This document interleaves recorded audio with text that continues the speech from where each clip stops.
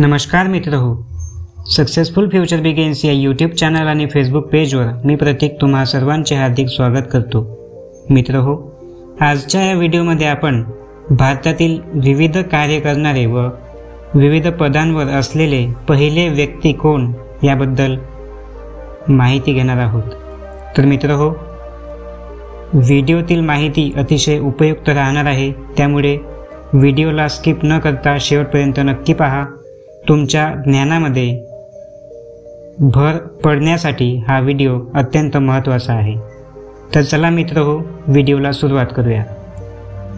तर सर्वप्रथम लोकसभेचे पहिले लोकसभा स्पीकर कोण होते? तर जी.व्ही. मावलनकर हे लोकसभेचे पहिले लोकसभा स्पीकर होते। त्यानंतर RBI म्हणजेच रिझर्व्ह बँक ऑफ इंडियाचे पहिले गव्हर्नर कोण होते? तर सर ऑस्बर्न स्मिथ हे RBIचे पहिले गव्हर्नर होते।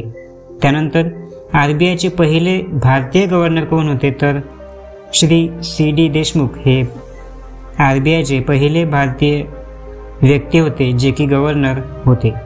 त्यानंतर मेजर ध्यानचंद अवॉर्ड, जो की पूर्वी राजीव गांधी खेलरत्न अवॉर्ड ज्याला म्हणत होते, तो पुरस्कार प्राप्त करणारे पहिले व्यक्ती कोण होते? तर विश्वनाथन आनंद हे जे की बुद्धिबळचे खेळाडू आहे, त्यांना हा पुरस्कार पहिल्यांदा प्राप्त झाला होता।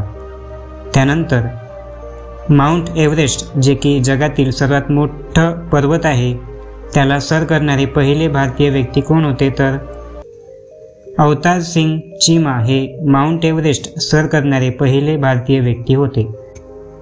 त्यानंतर आहे मित्रहो, भारतीय गणराज्य दिनाच्या कार्यक्रमाला पहिल्यांदा आलेले विदेशी पाहुणे कोण होते?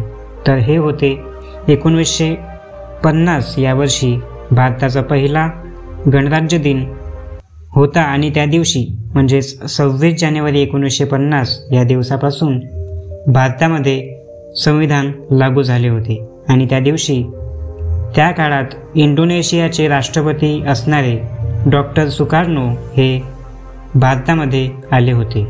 त्यानंतर आहे मित्रहो, युनायटेड नेशन्समध्ये हिंदीमध्ये भाषण देणारे पहिले व्यक्ती कोण होते? तर हे होते अटल बिहारी वाजपेयी, जे की भारताचे माजी पंतप्रधान देखील होते।